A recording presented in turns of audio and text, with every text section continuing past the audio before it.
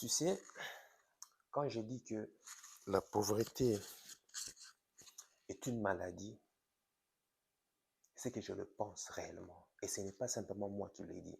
Bien sûr que s'il y a des recherches qui ont été faites sur le sujet et ces recherches ont été shadowbannées, c'est-à-dire ont été rendues euh, invisibles à l'instar de la population, ce n'est pour rien. C'est sans doute peut-être pour éviter que qu'il y ait encore une prochaine révolution. La pauvreté, c'est une maladie. Et ça commence d'abord par une maladie d'abord mentale. Et beaucoup de gens, moi j'estime, en tout cas, que beaucoup de gens devraient vraiment trouver un psychologue spirituel dans le but de pouvoir se faire, comment on appelle ça, se faire ôter cette pauvreté de leur mental et permettre à ces personnes ainsi d'avoir des choix et de s'enrichir. Parce que j'estime que personne n'est né, j'estime qu'on n'est pas né sur cette terre dans le but simplement de venir regarder les autres accomplir leur mission et puis profiter de tous les bénéfices, de tous ces luxes que la terre nous offre. Je n'estime pas ça. On a tous une mission, donc autant mieux que tu connaisses la tienne et que tu permettes, grâce à ton talent, grâce à ton don, d'aider la, la population de ce monde. Ceci dit, je vais te rencontrer l'une des excuses, mais l'une des plus grandes excuses que je rencontre, c'est les personnes qui sont pauvres. Et généralement, quand tu entends une personne dire ça, il se peut que toi aussi, que tu l'aies déjà euh, sorti à plusieurs raisons comme excuse, voilà, comme excuse, comme raison. C'est en fait l'excuse que lorsque tu as une opportunité qui se présente devant toi, on te présente un business ou bien on te dit, enfin, on te présente un business ou bien on te présente, euh, comment est-ce que je peux dire, un moyen ou un canal qui va te permettre justement de gagner plus d'argent, genre tripler, quadrupler, 6 fois, faire 6 fois que ce que tu es en train de gagner par mois, eh bien, généralement, cette personne, peut-être c'est toi, je suis sûr que c'est toi, tu te poses toujours la question de, oui, mais si je gagne plus, euh, que fera le fisc alors? Au niveau du fisc, ils vont comment on appelle ça? On va me taxer plus, je serai poursuivi par-ci, par-là et autres. Là. Oh là là là là. Généralement, quand j'entends cette idée, cet argument, cette excuse à la con, tu sais quoi? Je sais que la personne est vraiment pauvre. Et ça, vraiment, c'est au stade vraiment de chirurgie où il lui faut vraiment une chirurgie spéciale et urgente. C'est-à-dire, la personne, c'est, comment on appelle ça? La personne ne veut pas gagner plus, elle veut se maintenir dans ce seuil de pauvreté en justifiant qu'en gagnant plus, et il se fera hacker, il se fera guillotiner par l'État. Tu vois à quel point c'est grave? Est-ce que tu me comprends à quel point c'est grave? Et d'ailleurs, pour ça, j'ai une anecdote qui m'est arrivée lors de l'achat de mon premier bien, appartement. Je me souviens qu'à l'époque, quand j'étais en train de rechercher le bien qui se retrouve entre 3 pays, c'est-à-dire entre 3 pays frontaliers, notamment je savais bien que justement cette région était très prisée parce qu'à cause d'une université qui était là, qui attirait pas mal des étudiants, aussi des étrangers, et aussi la nature verdoyante de la région qui faisait que ça attirait tous les touristes qui aimaient bien les aventures dans la nature, dans des grottes, dans ce genre de trucs. Et pour finir, ben voilà, je suis tombé sur une annonce qui me paraît plutôt, ça me paraissait plutôt bizarre, ça me paraissait louche. Pourquoi? Parce que imagine qu'à l'époque, là je te parle 2017, 2016, 2017, imagine qu'il y a un certain prix de marché dans le secteur.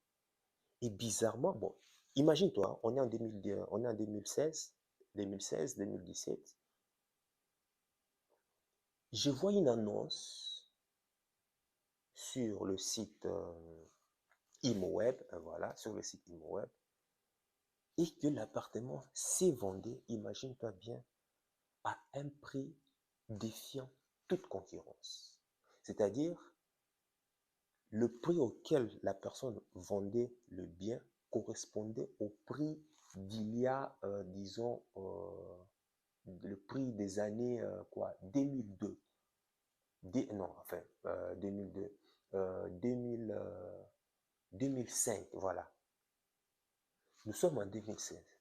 Mais il est en train de vendre un bien au prix du marché des années 2005, 2004, ou en tout cas, ou un truc du genre. C'est-à-dire avant, bon, disons qu'avant la crise des subprimes.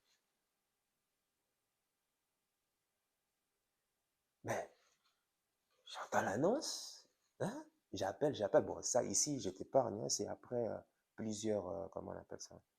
Après plusieurs, euh, après plusieurs recherches. J'appelle le proprio, je lui demande, mais attends, est-ce que c'est réellement le prix affiché ou bien si vous avez peut-être oublié, vous avez mal placé la virgule ou bien le point ou bien, je ne sais pas moi, ou bien c'est un zéro, tout est comme ça. Il m'a dit non, non, non, si, c'est bien ce que vous voyez. J'ai dit, mais est-ce que je peux venir voir? Est-ce que je peux venir voir le bien? Parce que au téléphone, c'est pas toujours évident de pouvoir savoir pourquoi est-ce que la personne vend comme ça. Je viens voir le bien le lendemain, hein, de suite le lendemain, et puis voilà, je visite le bien, il y a des travaux, hein, enfin, tu connais le profil des gens des biens qu'on recherche. Et puis je demande, mais pourquoi est-ce que vous le vendez à ces prix? Qu'est-ce qui ne va pas en fait? Hein? Il me dit qu'au fait, que la personne me dit hein, qu'en fait, il avait acheté ça il y a 10 ans à l'époque, hein, dans les années 2004, 2000, 2005, 2006, un truc comme ça, et qu'il est en train de le revendre aussi parce qu'il n'a pas envie de faire, il n'a pas envie de faire une plus-value pour ne pas se faire taxer par les impôts. My God. Voilà pourquoi il est en train de le vendre en dessous du prix du marché. J'ai dit, what the fuck. En plus, c'est un privé, hein. Il est en train de vendre en dessous du prix du marché parce que, ben voilà, si de toute façon, comment on appelle ça, il le vend plus, comment on appelle ça, plus cher, les impôts vont lui tomber dessus, par-ci, par-là, et vu qu'il a déjà pas mal de problèmes avec les divorces qui lui a coûté pas mal pour des fesses, il doit payer la pension alimentaire, il doit faire ceci. Donc, voilà, c'est la raison pour laquelle voilà, il a préféré le vendre justement au prix où il l'a acheté et comme ça lui permet de, comment on appelle ça? Ça lui permet de récupérer son argent. Déjà, j'étais là et je l'écoutais attentivement pour savoir si c'est pas une arnaque, pour savoir s'il n'y a pas quelque chose. Mais j'ai dit, mais dans ma tête, je réfléchissais, je disais, mais est-ce que la personne sait ce qu'on appelle l'inflation? Parce que récupérer l'argent d'il y a 10 ans, ben, l'argent vaut plus cher qu'il y a 10 ans. Hein. Tu dois savoir ça. Ce qui te permet de payer, si tu remplissais ton caddie avec 10 euros, après 10 ans, ce n'est plus le cas. Tu ne sortiras du magasin qu'avec un, un ou deux produits, c'est tout. Est-ce que la personne sait ça? Mais la personne justifie, insiste aussi que non, eh ben, c'est pour ne pas tomber sur les impôts. Et, euh, et du coup, bon, je me suis aperçu, bon, au fur et à mesure que je justifie, j'essaie de savoir vraiment qu'est-ce qui le motivait. Je me rendais compte que non, ce n'est pas une arnaque, que vraiment que la personne, c'est un taubé, en fait. C'est, c'est vraiment un taubé, hein. Excuse-moi du mot, mais je me suis, et je l'ai réconforté, j'ai dit, oui, monsieur. Quand j'ai compris que c'est un tombé, c'est vraiment quelqu'un, enfin, qui ne comprenait pas comment est-ce que, comment est-ce que le fisc marche. J'ai dit, monsieur, vous savez quoi? Vous avez raison. De toute façon, l'État, c'est toujours comme ça. Hein, ils ne font rien, ils ne produisent rien. Ce sont nous, esclaves, une fois qu'ils nous produisons, et ils viennent, ils se mettent là pour qu'on puisse encore leur donner une partie de notre labeur hein, à la sueur de notre front. Ils vont prendre les produits qui viennent de notre souffrance, ils s'en mettent plein les poches, ils nourrissent leurs fonctionnaires, tout comme ça. Monsieur, vous avez raison. Vous avez raison de le faire. Et d'ailleurs, je trouve même que, d'ailleurs, pour éviter même d'en payer plus, moi, je diminue encore. Est-ce que vous pouvez encore faire au moins un petit 5 000 là? Comme ça, vous êtes sûr. Parce que n'oubliez pas, hein, vous devrez aussi payer, comment on appelle ça? Les frais des notaires, vous devez aussi payer les, comment on appelle ça? Vous devrez aussi payer, il y a des frais annexes, quoi. Bon, la personne me dit, ah non, 5 000 euros, c'est plus comme ça. On a encore convenu, on a convenu de payer encore, c'est-à-dire j'ai discuté jusqu'à encore moins 5 000, malgré que c'était en dessous du prix du marché, mais quand même, il m'a fait encore moins 2 000 euros, en fait. Je l'ai réconforté parce que je voyais que mais, le gars, ça c'est une opportunité en or. Et voilà comment est-ce que, par coup, je ne sais pas si c'est par chance, ou en tout cas, j'ai cherché, en tout cas, je suis tombé sur une personne qui, par crainte de pouvoir payer plus au fisc, s'est mis à vendre son bien au rabais parce que, ben voilà, il avait peur de faire de l'argent. Voilà. Et c'est comme ça que j'ai pris ses biens et puis voilà. Bon, la rénovation m'a pris du temps, tous ces genres de trucs. Et puis voilà, j'habitais dedans et j'ai sous-loué une pièce, une chambre à côté. Et puis c'est comme ça que je me faisais un peu, c'est comme ça que je me faisais un peu des sous à côté. Et c'est comme ça que j'ai commencé. Voilà, j'ai sous-loué, en fait, une résidence principale, en fait, que j'ai commencé à sous-louer des pièces parce que c'était vraiment, il y avait des grands espaces. C'est incroyable. Voilà, ça c'est un exemple des cas des personnes vraiment pauvres, quoi. Cette personne oublie, hein, comme le cas de ses propriétaires. Cette personne a oublié. Mais imagine, si tu fais 10 000 euros, imagine, tu fais 10 000 euros. Toi qui as l'habitude de faire 10 000 euros, 2000 euros, 1500 euros par mois. Mais là, tu fais 10 000 euros. Et dans ces 10 000 euros, où est le problème si l'État vient te prendre 70%? Ça veut dire que tu fais 10 000 euros. L'État te prend quand même, disons, l'État te prend 70%, enfin 70%, donc l'État te prend, disons, 7 000 euros, hein, 6 000 ou 7 000 euros. Mais il te reste quand même quoi? Il te reste quand même 3 000, 4 000 euros. N'est-ce pas mieux d'avoir, comment on appelle ça, 3 000, 4 000 euros, que de simplement avoir 2 000 euros que tu gagnais avec ton salaire? Tu vois? Voilà pourquoi je dis c'est l'état d'esprit. L'état d'esprit des pauvretés. Imagine que tu fais 20 000 euros en plus par mois. Toi, tu avais l'habitude de gagner, disons, hein, tu avais l'habitude de gagner 2 000 euros par mois. Et maintenant, à travers ce business, tu gagnes 20 000 euros le mois prochain. Et l'État vient, il dit, non, vous devez payer, disons, 70%. Voilà, l'État te prend 70% de 20 000 euros. Donc, ça fait quoi? Faisons les calculs. Euh, ça fait, l'État te prend 14 000 euros. Et dans les 14 000 euros, imagine, il te reste 6 000 euros. N'est-ce pas mieux d'avoir 6 000 euros, hein, bénéfice net, que de simplement toucher 2 000 euros qui t'avaient avec ton salaire? Mais où est le problème? Tu vois l'état d'esprit de pauvreté, de pauvreté.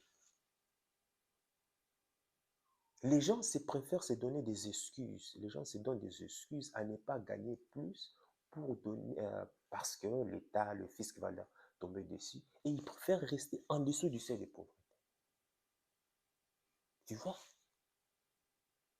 Mais où est le problème? De toute façon, dans ce système capitaliste, au plus tu gagnes, au plus tu payes. Hein? Mais où est le problème? Ne vaut-il pas mieux de gagner plus que de se retrouver simplement avec des revenus qui ne nous conviennent pas, qui ne nous permettent pas à finir les fins du mois? Plus que jamais, c'est ce que je dis que vraiment, il faut vraiment vous opérer. Si tu as cette mentalité, il est temps de t'opérer. Écris-moi tout de suite dans les commentaires. Parce que ce que tu vas découvrir, non seulement ça va te libérer, et en plus ça va te permettre aussi de faire en profiter aussi ton entourage. Parce que avec le business LR, tu vas d'abord découvrir, déjà, ce n'est pas simplement un business en tant que tel, c'est d'abord un développement personnel. On va te recycler, on va te nettoyer pour que tu puisses avoir un système de pensée qui te permet d'attirer tout ce flux d'argent, tout ce dont tu désires. Et à partir du moment où tu attires, tu deviens cette personne, là, tu vas commencer à faire de bonnes pratiques, des actions qui vont te permettre d'avoir maintenant les biens matériels. Donc, en gros, la manifestation physique des choses que tu désires. Donc, cet exemple, c'était juste ça, hein, cette idée que je voulais partager avec toi pour te montrer à quel point euh, tout part au fait de l'état d'esprit. Et une autre chose qu'il faut savoir, que là où il y a plus d'afflux d'argent, là où il y a plus de cash flow, là où l'argent coule abondamment, c'est là où, en général, où il y a des activités chronophages qui va demander plus de temps, qui va te demander plus d'implication. C'est comme ça. Ça va te demander, par exemple, voilà, j'ai j'ai un bien sur Airbnb et un autre sur Booking, et tu es comme ça. Quand tu fais par exemple de la location courte durée, ah ben crois-moi, c'est chronophage. Tu dois tout le temps répondre à des SMS. Tu dois tout le temps, à n'importe quelle heure, quand ça sonne, à minuit, à 1 heure, quand quelqu'un m'écrit, bah, de suite, Pourquoi? Parce que en étant plus réactif, ça permet à l'algorithme de pouvoir, comment on appelle ça, montrer, ranker, c'est-à-dire placer ton bien de telle sorte que ça soit visible que ça soit visible à plus de personnes en fait. Tu vois, parce que l'algorithme considère que ben voilà, tu es réactif, donc tu gagnes en quelque sorte des points ainsi. Donc, plus de visibilité, plus d'argent, plus de réservations, et ben voilà. Toi-même, tu fais le compte à la fin du mois. Tu vois ce que je veux dire? Donc, c'est ça. Et ça, il faut se mettre ça en tête. Et maintenant, c'est vrai, si tu as un bien, tu peux gérer seul 2 biens, tu peux gérer seul. Mais à partir du moment où c'est 3, 4 biens, là, maintenant, tu vas maintenant penser à pouvoir déléguer une partie. Déléguer, ça va te permettre justement de gagner plus de temps. Tu gagnes moins, mais ça va te permettre de gagner plus de temps. Et c'est là que les gens se trompent. N'ai jamais toujours pensé en tant que solo player. Non. Ça, c'est la mentalité encore du pauvre, du salarié. Il croit qu'il peut faire tout. Il veut gagner tout lui seul. Non. Dans le monde du business, ça ne marche pas comme ça. Dans le monde du business, tu dois apprendre à collaborer. Tu dois apprendre à gratter sur le net, même si tu ne gagnes pas assez. Mais tu dois apprendre à gratter. Le peu que tu as gagné, tu dois apprendre à partager avec tous tes partenaires. Parce que c'est vrai, ça peut être peu parce que tu es au début, mais à partir du moment où tu auras plusieurs projets à la fois, tu sais que ces partenaires qui t'entourent te permettent d'aller plus vite et plus loin, mais de manière drastiquement et forcément, les revenus aussi arrivent de manière exponentielle. Donc, pense à ceci, ne jamais penser en tant que solo player. Ça, c'est un dernier bonus que je voulais partager avec toi. Et puis, voilà, tu sais maintenant que à chaque fois que tu rencontres une opportunité ou quoi que ce soit, si la première idée qui te vient en tête, c'est oh, mais les impôts, comment ça se fait? C'est que tu es programmé pour être pauvre. Fais très, très, très attention. Peut-être l'idée, ça serait d'abord de commencer d'abord à lire des livres, à te documenter. Pourquoi pas même un coaching, hein? Tu peux me demander un coaching dans le but simplement de déceler, de faire en sorte à ce puisse reprogrammer ta façon de penser pour te permettre maintenant de pouvoir faire des choses qui vont te permettre d'attirer ce dont tu veux avoir.